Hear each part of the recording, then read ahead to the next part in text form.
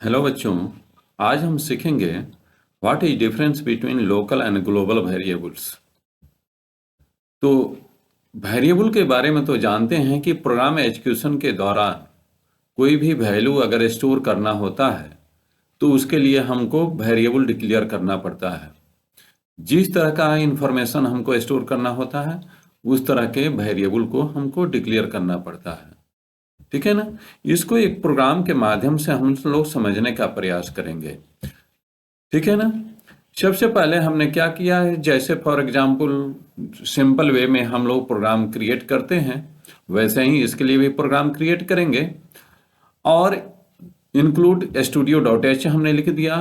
उसके बाद एक तो यूजर डिफाइंड फंक्शन जिसका नाम सम है और वो रिटर्न करेगा वॉइड, यानी कि कोई भी वैल्यू रिटर्न नहीं करेगा, लेकिन इनपुट के तौर पर वो दो वैल्यू लेगा x और y में। ठीक है ना। उसके बाद हमने क्या किया है, मेन फंक्शन डिक्लेयर कर दिया, डिफाइन किया है। यहाँ पर दो वेरिएबल a और b डिक्लेयर किया है और a को 10 असाइन किया है और b को 20 असाइन किया है।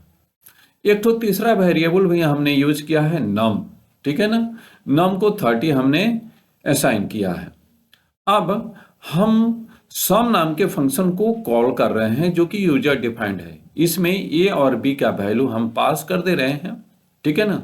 उसके बाद कंट्रोल यहां से जंप करके सम फंक्शन के पास चला जाएगा और वहां पर x और y को वैल्यू असाइन कर देगा।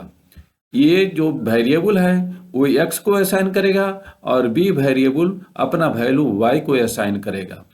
उसके बाद हम लोग इस सम फंक्शन के अंदर एक तो लोकल वेरिएबल हमने डिक्लेयर किया है सम।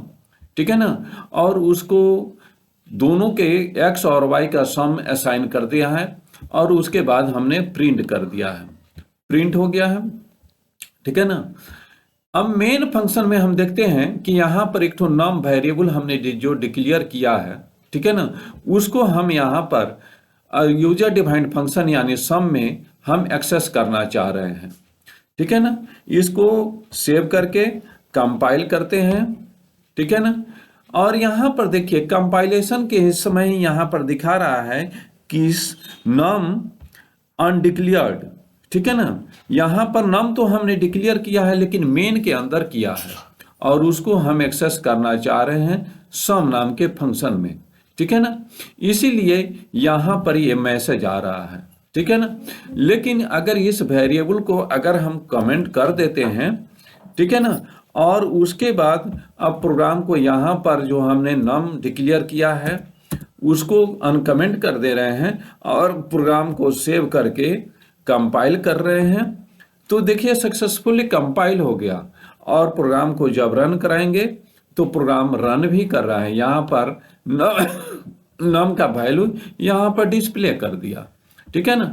तो कहने का मतलब मकसद है कि ये जो ग्लोबल वेरिएबल और लोकल वेरिएबल है ना, उसको हम लोग अपनी रिक्वायरमेंट के अनुसार हम एक्सेस करते हैं।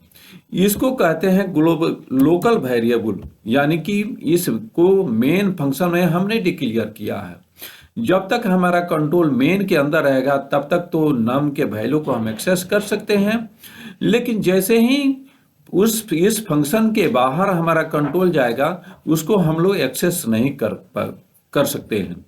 तो उसको एक्सेस करने के लिए हम लोगों को ग्लोबल वेरिएबल डिक्लेयर करना होगा, जो कि डायरेक्टिव असेसमेंट सी के प्रोग्राम में डायरेक्टिव असेसमेंट के बाद और मेन फंक्शन के बीच का जो स्पेस होता है वो ग्लोबल वेरिएबल या ग्लोबल सेक्शन होता है, जहां पर हम वैसे वेरिएबल या फंक्शन को डिक्लेयर करते हैं जो कि प्रोग्राम के किसी भी पार्ट में एक्सेसिबल हो।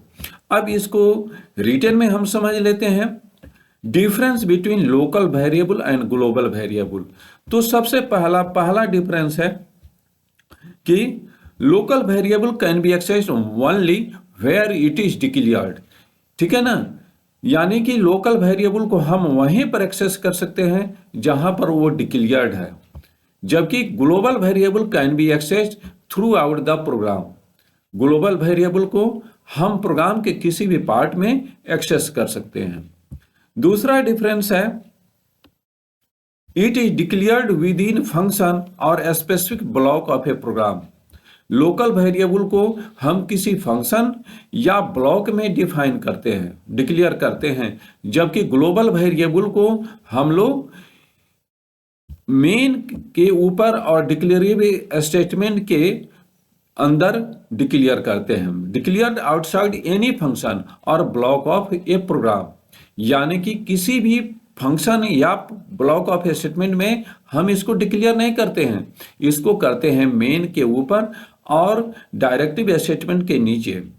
तीसरा डिफरेंस है it is accessible only within the block where they are declared. इसको हम लोग उसी फंक्शन में डिक्लेयर कर सकते हैं जहां पर इसको डिक्लेयर किया गया है, जबकि ग्लोबल वेरिएबल को प्रोग्राम के किसी भी पार्ट में हम लोग एक्सेस कर सकते हैं। चौथा डिफरेंस है it is created when the block is entered and destroyed where it is exist. ठीक है ना, इसकी उत्पत्ति यानी ये क्रिएट कब किया जाता है, जब हम ब्लॉक ऑफ स्टेटमेंट घुसते हैं और जैसे ही उसमें से निकलते हैं इसकी स्थिति समाप्त हो जाती है, जबकि ग्लोबल वेरिएबल प्रोग्राम एग्जीक्यूशन के दौरान कंटिन्यूअस एक्सेसिबल होगा। नेक्स्ट डिफरेंस है it can have the same name as variable in other block. हम लोग लोकल वेरिएबल जो डिक्लेयर कर रहे हैं उसमें सेम नाम का अनेकों वेरिएबल डिक्लेयर कर सकते हैं, बशर्ते वो डिफरेंट फंक्शन या ब्लॉक में होना चाहिए, जबकि it should be used carefully to avoid unintended side effect. इसका यूज हम लोगों को समझदारी पूर्वक करना चाहिए, क्योंकि सेम नाम के वेरिएबल को हम लोग यूज नहीं कर सकते हैं। लास्ट डिफरेंस है it is used for temporary storage. ठीक है ना, इसको टेम्पोररी स्टोरेज के लिए यूज किया जाता है, जबकि it is used value that needs to be modified multiple part of programme.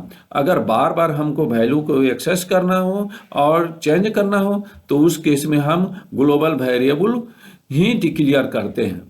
ठीक है ना, हमको उम्मीद है कि हमारा ये वीडियो आपको पसंद आया होगा, समझ में आया होगा। आप हमारे YouTube चैनल लर्न प्रोग्रामिंग को लाइक कीजिए, सब्सक्राइब कीजिए और दोस्तों के बीच में शेयर कीजिए।